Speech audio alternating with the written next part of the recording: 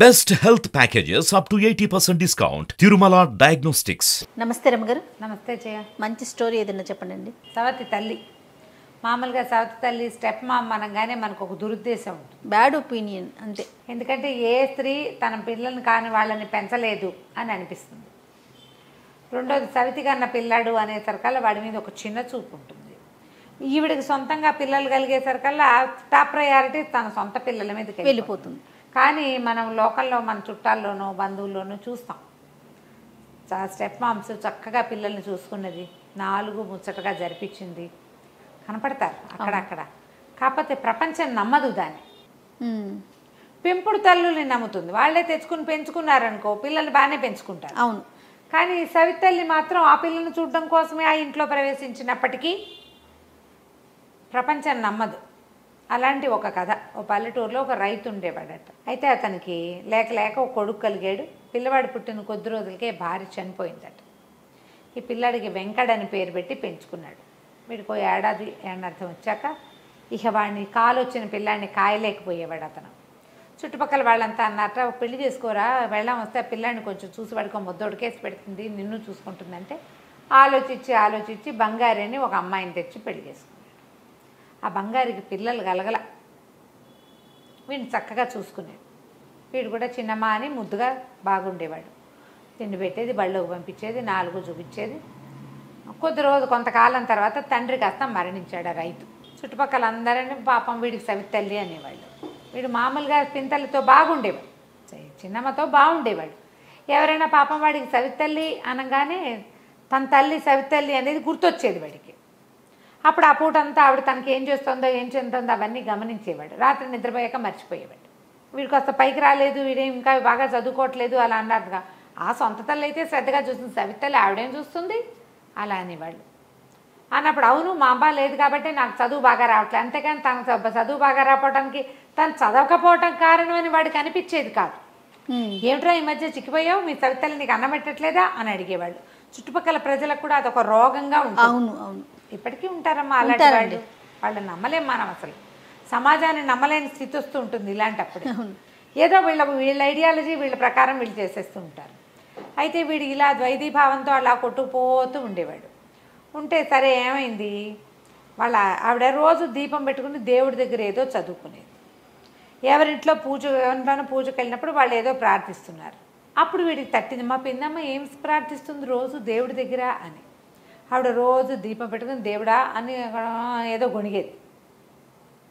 వీడు తను చచ్చిపోవాలనో, తను పైకి రాకూడదనో, తను పాడైపోవాలనో కోరుకుంటుందేమో పింతల్లి అని అనుమానం వాడికి. ఓరిని. సరే ఒకనాడు శ్రద్ధగా విన్నాడు.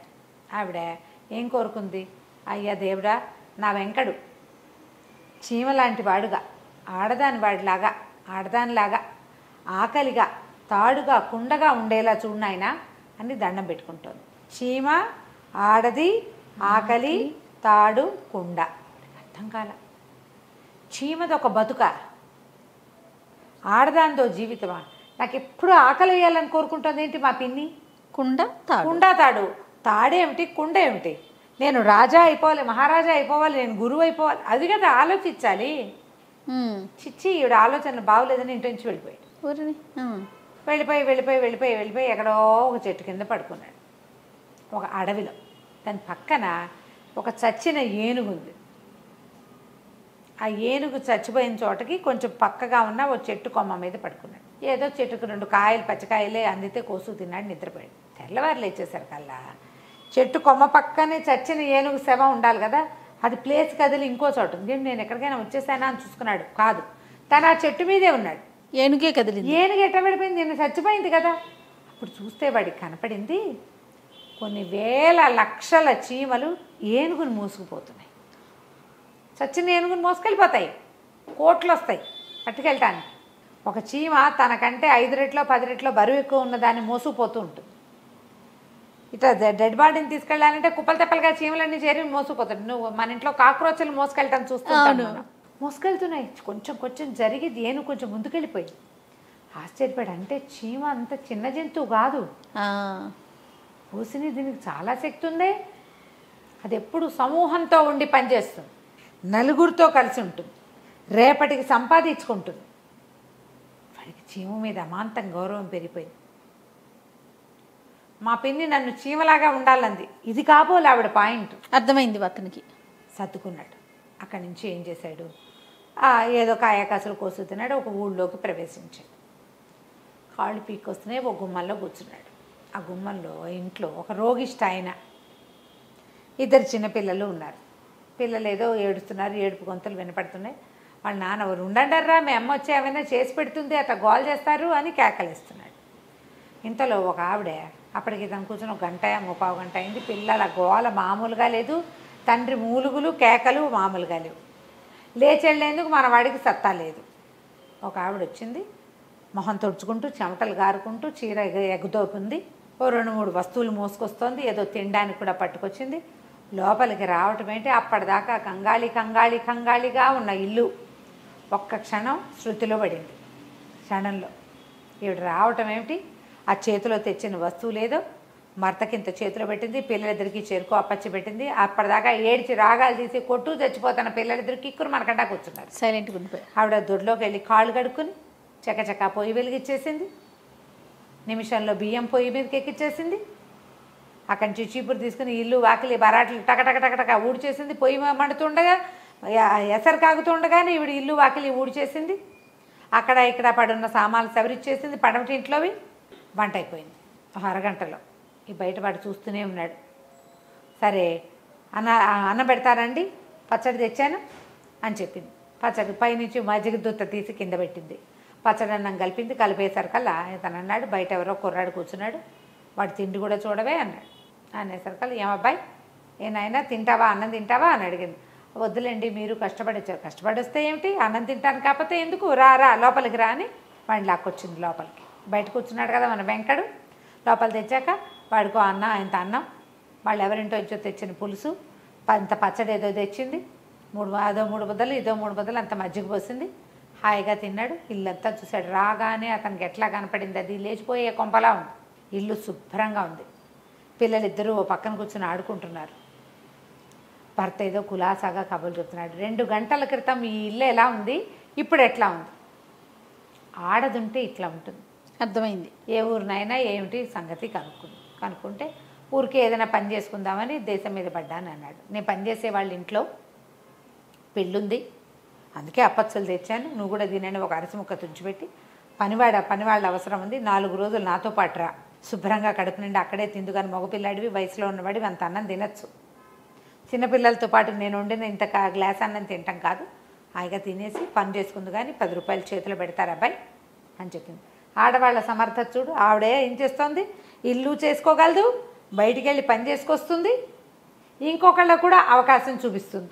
మా పిన్ని నన్ను ఆడదానిగా అవ్వాలని కోరుకుంది. ఆడది ఎంత సమర్థురాలు. అదే మొగాడైతే బయటికి వెళ్ళి ఏదో రూపాయి తెస్తాడు, ఈ ఇంటిని ఇట్లా సవరించగలడా, అతిథి అభ్యాగతిని చూడగలడా, వాడికి అంత సమర్థత ఉండదు. మీరు కోపాలు తెచ్చుకోకండమ్మా, ఉండదు. ఎందుకు ఉండదు అని పోట్లాడకండి, ఉండదు అంతే. వాళ్ళు అందుకు తయారు చేయబడలేదు. ఆడవాళ్లే ఇన్ని పనులకి సరిపడా తయారు చేయబడ్డారు. దాంతో వీటికి నచ్చింది. సరే వాళ్ళు 4 రోజులు వాళ్ళ ఇంట్లో పనిచేసి ఓ 10 రూపాయలు జేబులో వేసుకున్నాడు. ఒకనాటి రాత్రి ఆవిడకి చెప్పబుద్ధి అయింది.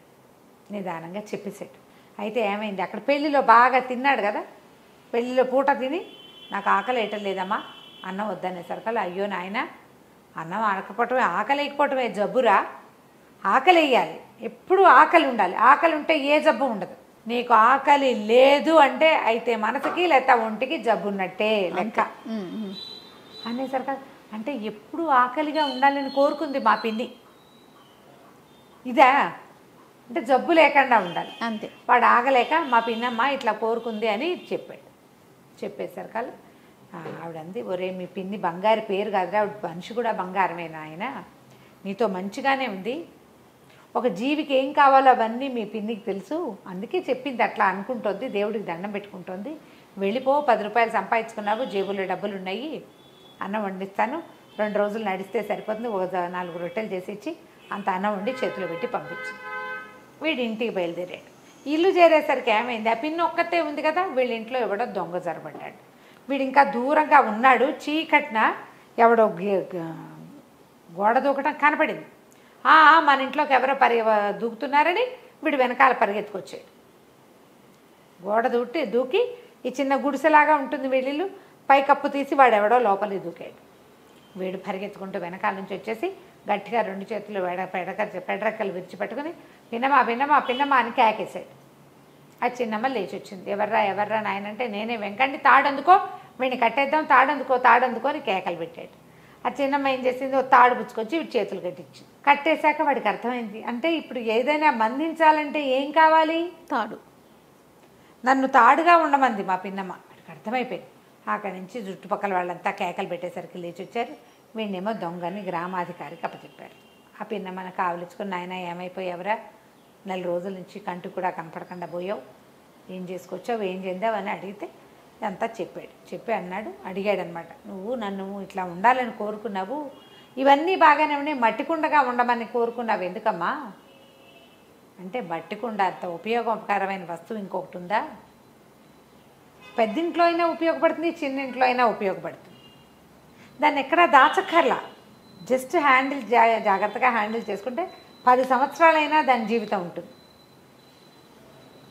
పెద్దవాడికి ఉపయోగపడుతుంది, చిన్నవాడికి ఉపయోగపడుతుంది, అందరికీ అన్ని చోట్ల ఉపయోగపడేవాడిగా నువ్వు ఉండాలని నేను కోరుకున్నాను నాయన అంటే వాడు సంతోషించాడు. నన్ను అందరికీ మేలు చేసేవాడిగా, అందరికీ ఉపయోగపడేవాడిలాగా, సొంతానికి కూడా ఉపయోగపడేటట్టుగా ఉండమంటోంది మా పిన్నమ్మ అని అర్థం చేసుకుని ఆ తర్వాత హాయిగా ఉన్నాడు. చక్కగా పెళ్లి చేసుకుని పిల్లల్ని కన్నాడు. పిన్నమ్మతోటి సుఖంగా ఉన్నాడు. కథ కంచికి మనం ఇంటికి. వస్తువుల నుంచి ఎంత గొప్ప విషయాలు చెప్పారో చూడండి రమగారు. చాలా బాగుందండి. నమస్తే. నమస్తే చెప్పు.